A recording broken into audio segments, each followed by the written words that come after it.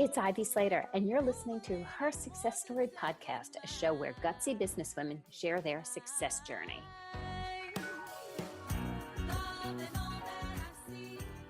Hi, this is Ivy Slater. Welcome to today's episode of Her Success Story. I have more than just a guest for you. I have a dear friend, somebody I have gotten to know over the last, lot of years. Bettyanne Green is a ghostwriter who specializes in business books and eBooks. She works one-to-one with leaders who dream of publishing a best-selling book that will expand their business or influence by bringing their valuable message to the world. Before turning to ghostwriting, Bettyanne worked in almost every aspect of marketing communications for clients ranging from the New York Times, international magazines, consulting companies. I can go on and on. One thing I will tell you is Bettyanne was the ghostwriter that I worked with for the last several years in getting best of the best out there. And over the time, over numerous conversations, over a coffee in New York, we've become dear friends. And I was so excited to have her on as a guest and sharing what it's like to do this and build a business from her point of view. So Bettyanne, thank you for joining me on Her Success Story. I am so happy to be here. We have our virtual coffee here. We always do. So great to be with you. So you've been doing ghostwriting for a while, but you've been doing marketing and communications forever. So give me a little bit more. Let's share with the listeners your backstory, how this as a career came about. Yeah, well, I've always loved to read, and I am a total word geek and compulsive typo finder, and also a graphic artist. So there's been that whole communications part of what I've been doing. I'd say 22 years ago, we moved to California from the Midwest, and it was a time to really start something new, to regroup and just start something new. I didn't know anybody, just a couple of friends, a bit of family. And I wanted to be in communications. I wanted to be in marketing communications. I wanted to do it on my own. To be really honest, moving in the Bay Area in tech world, if you're under 30, you can get a job. So frankly, it was just, I didn't even try to look. I just said, I'm just going to do this. So I jumped in, and maybe taking a page from your playbook, which I know intimately, I did a ton of networking. So much networking. I gave away my copy. I wrote for people, their websites, their branding. I really love to do the branding in return for testimonials. And then I began to get paid and build a business. So, the thing was, I could just be on the phone with someone and give them content strategy once or twice and never see them again. Or I could sit in what I think of as a cubicle and write copy. It just wasn't working for me. So I developed a practice. So most of the years I had a practice of, 12 to 20 clients and did their content marketing and then followed up with copywriting. So the fast forward is, as I'm doing that with them, I'm helping them grow their business. So there is more to do. There are talks, there are blogs, there are eBooks and books. And all of a sudden I realized I was a ghostwriter. I didn't even really know what one was. To be honest. And then I love it. So often we find out we're doing things that before we know what the title of the actual profession is, it's like, oh, we do this, this, and that. And somebody's like, oh, so you're this. I was like, oh, is that what I am? That's exactly what happened to me.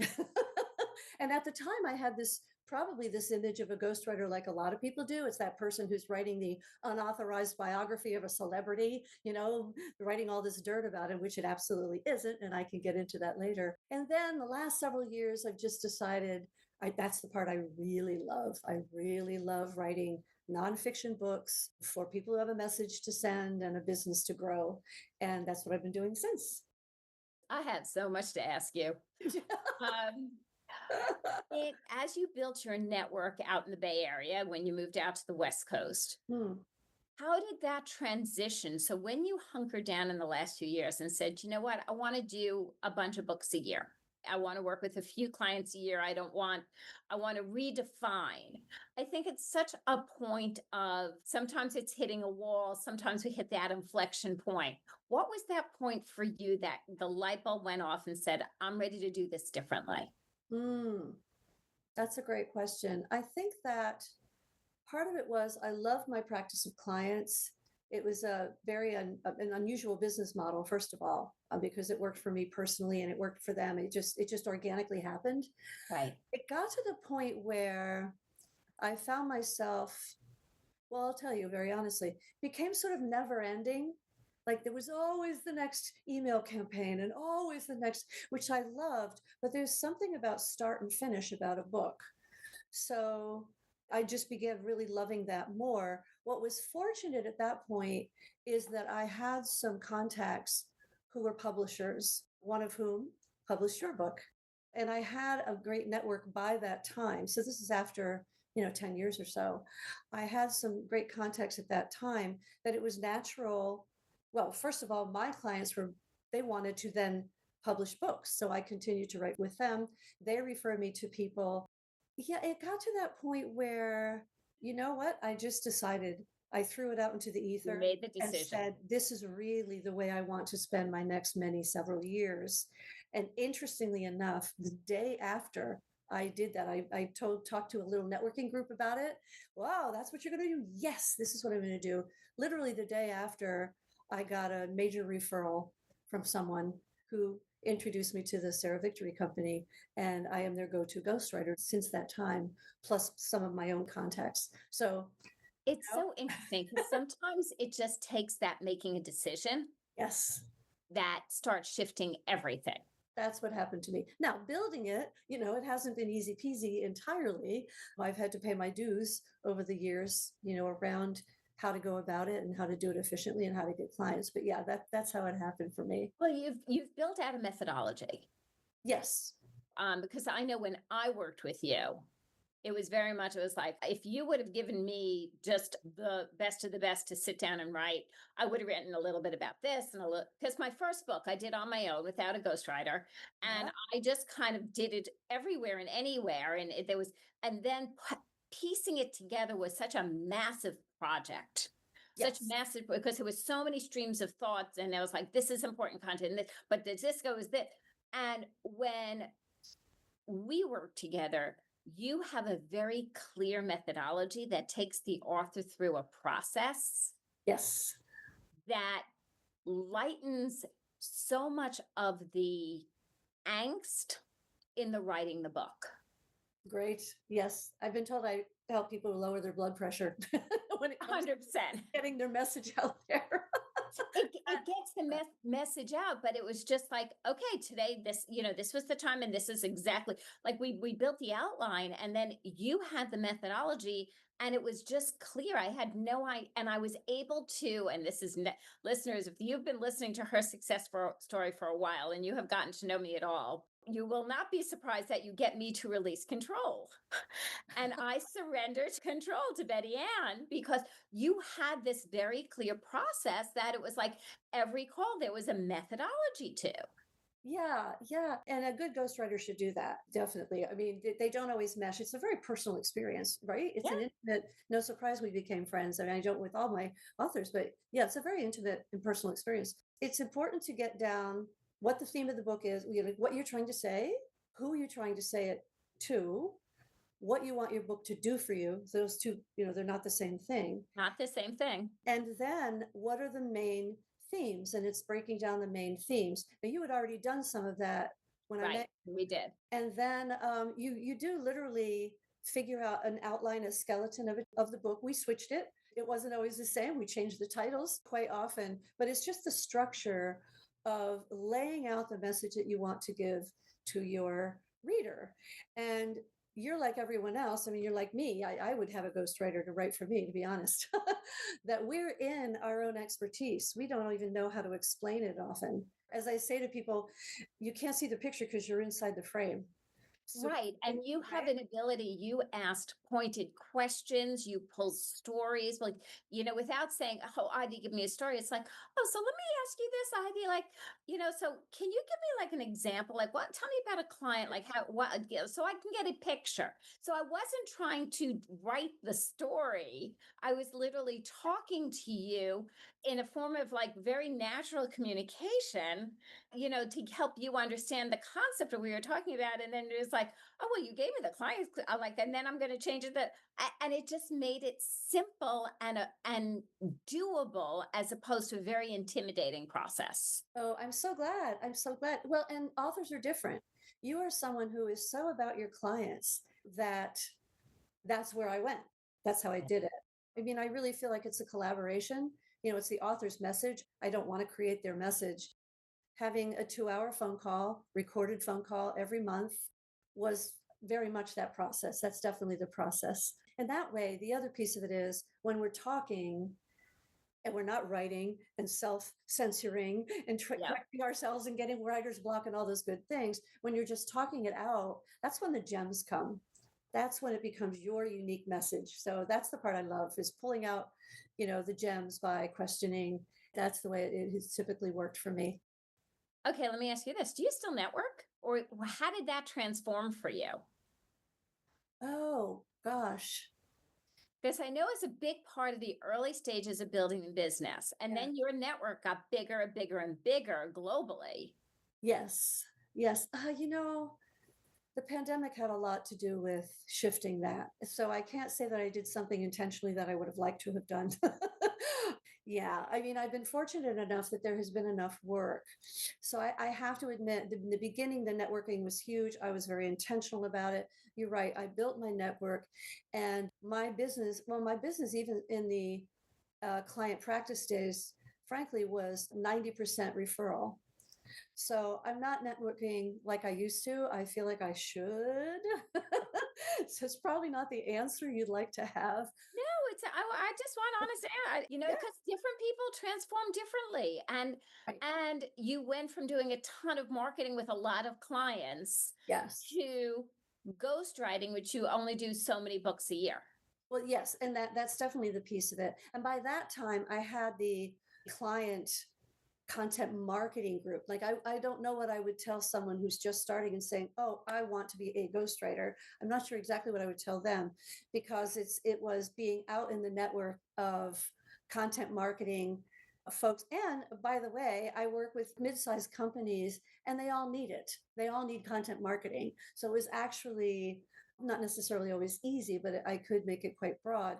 I gave content marketing workshops, I spoke, I did all the things that, You built my truly built business your brand. to build my brand. Absolutely. And now it really is mostly referral. Yep. So that's mostly how it happens. But you're inspiring me and reminding me that I do need to network. I got out of the habit after the pandemic, to be honest. What has surprised you as far as when once you transitioned the business and now you have focused on ghostwriting? What has surprised you in this piece of the business? What has surprised me is that it is an intimate experience. People are sharing with me sometimes, even though these are nonfiction business books, there are some stories in it. I am doing a memoir right now. Oh, interesting. Yes, yes. But it is an intimate experience. And I have a certain amount of, I'm going to call it spiritual practice, personal growth practice, that I feel is helping me hold a vessel for someone to feel safe with me. And some things get revealed that are very surprising to me, and they don't always make it in the book. And it's a beautiful thing, not expected. That I had not expected that to be the case.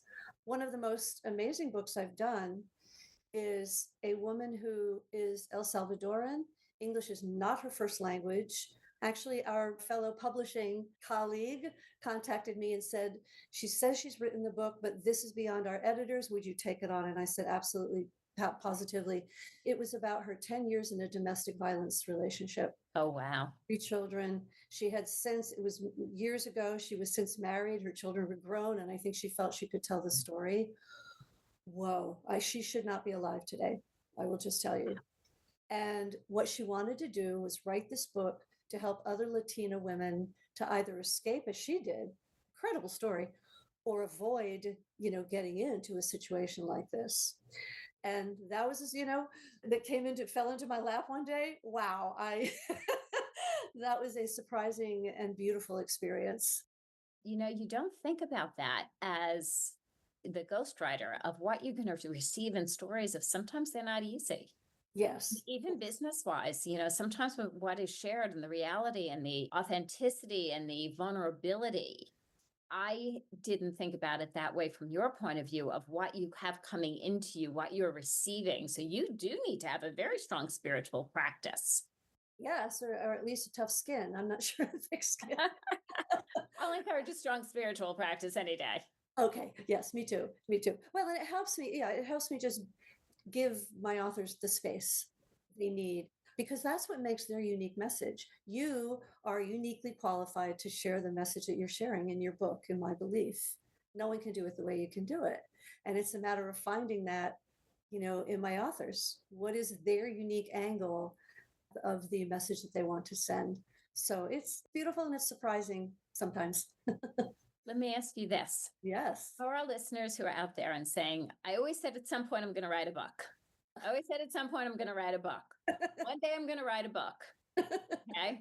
Yeah. And I have to tell you, right after Best of the Best got published, I can't tell you how many people said, Ivy, I got to talk to you because one day I'm going to write a book.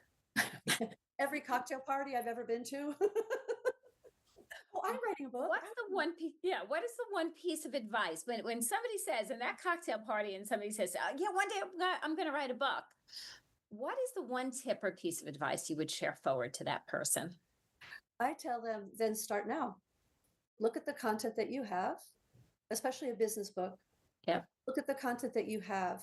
Look at the blogs that you have. Look at your client material. Look at their testimonials. It's a really great way of knowing what people think of you and the value they find from you. And then just start. The second half of that is mostly they'll say, again, what I would say and need a ghostwriter for, but I get stuck. It's really hard to write. Yes. And there I say, record yourself, put yourself on Zoom or your phone while you're driving. I wrote my workshops in the car, in the phone, on the phone when I was stuck sitting on the Bay Bridge going into San Francisco. So yeah, record, because I wrote my very first book and recorded it into everything. I made a list of my chapter ideas. Perfect. And back in the day, I recorded into a platform called Instant Teleseminar. Oh my gosh, I've heard of that. Right? 100 years back in the day in 2013, it came out in 14. I recorded it into there and then I sent it out to get transcribed. And then I sat with a scissor and paper, tape, and Post-it notes. Whoa. Hence why I work with Ghostwriter and recommend it strongly. But just start recording. That's the greatest thing about working with you is you guide the recordings. Mm-hmm. Yeah. As opposed to, but if you're unsure, just start brain dumping. Yes. I love it. Yep, absolutely. And never think that you don't have anything to say. That's a lot of it is, well, what do I have to tell people? You do. I believe you do. I think that's a really important piece, this self-doubt we show up with. Yeah. This self-doubt we show up with. What do I have to say? Why is this important? So many people have said so many things like this before. Why does it matter? Yeah. Yeah. And I feel as though, again, speaking of business books, and most people who come to me have been around the block a few times. They have developed a business and they've really got something to say, definitely with you. My gosh, you have a lot of wisdom to share. They already have content. If you're in business that long, you already have content. You already have clients who have come to you, so that I've never met anyone who hasn't had, in that context of being in business that length of time. I don't mean somebody who's 18 who's never had, I don't know, anything huge in their lives and they're going to tell you how to run a business. Maybe that's not exactly true. Yeah, I've never met someone who has not had an important viewpoint to express. It's your whole backstory. That's the way that you are able to attract your clients and do the work you do, and the message that you want to give. And sometimes they're not always business messages, of course. It could go back and forth, what somebody's backstory is. There's a lot of life lessons. Yes. For leaders. Yes. And you don't think you have them, but you can't help having them. As soon as you open your mouth, we don't realize what we're saying and what we're offering. So Yeah, I feel that's important to not say, "No, I've got nothing to say." And I have to say, that is, listeners, one of the things is I'm incredibly grateful is Betty Ann as the ghostwriter for Best of the Best definitely brought out the best in me. Oh, thank you. Truthfully, you really did. You had a way of crafting, what I was like, end of a 2 hour session, I was like, well, what do we really talk about? And they're like, you would be like, no, I got it. I got stuff. I was like, really? But like, we just talked. And then a chapter would come back. I was like, where'd that come from? I'm so glad. I'm so grateful. It was no, it was amazing working with you. And one of the things that was Ivy's hours. That was so fun to do Ivy's hours because when you're on the spot, First, that was a gift from you. That was a gift I from did you. think of it. I did think of it. Well, because you talked to me in that way. If I said, "What was your philosophy about such and such supply chains or exits?" You wouldn't necessarily I'd have nothing to say. like that. You'd say, "I have a client, and this is what I told them, and this is what we did," and so we formed the book around that. So, yeah. Well, I know you have something special for the listeners of her success story. Guys, listeners, this is not something we do often on her success story. We do not give guests things to launch. We do not give, links to opt-ins or anything else. We give people how to connect with their businesses and how to connect with them on LinkedIn, and then you go do what you do. But Bettyanne, because of our unique relationship, said, I'm going to do something really special. So, Bettyanne, you want to throw it out there? Yes. Well, it just feels as though a natural outgrowth of a conversation about ghostwriting might be that person out there that says, "I want to write a book, I want to write a book, I want to write a book," can contact me. And I would love to have an hour conversation with you. It might be, should I write a book? I've already written a book. What does publishing look like? How do I start? The questions that you might have. And you just email me and mention Ivy's name. And I'd be happy to spend an hour with you and answer questions and see what you're thinking about as a writer. So, and listeners, I will say that is an incredibly, incredibly, incredibly generous office because me, if I was guiding the business, I was like, you got to cut it off 30 minutes. Well, it might only last 30 minutes. We don't know, but listeners, take a deep breath. This is the point of the show that you say, gee, I felt like Bettyanne and Ivy and I were just kind of sitting at a coffee shop and I was listening to their conversation. And that's what her success story is designed to do.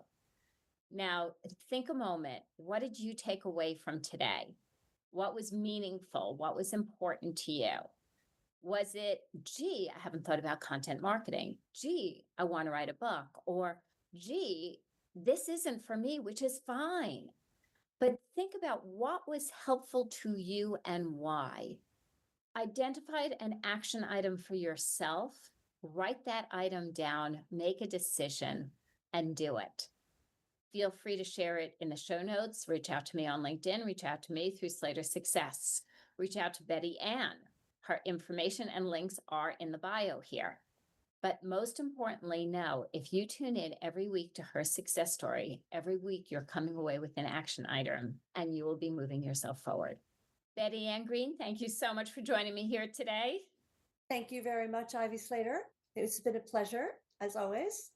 And listeners, stay tuned. We are going to reverse this. And next week, you're going to hear Bettyanne interview me on the best of the best. So stay tuned. We are going to continue this fun journey of working with a ghostwriter and the other side of writing a book with a ghostwriter. Thanks for joining us here today.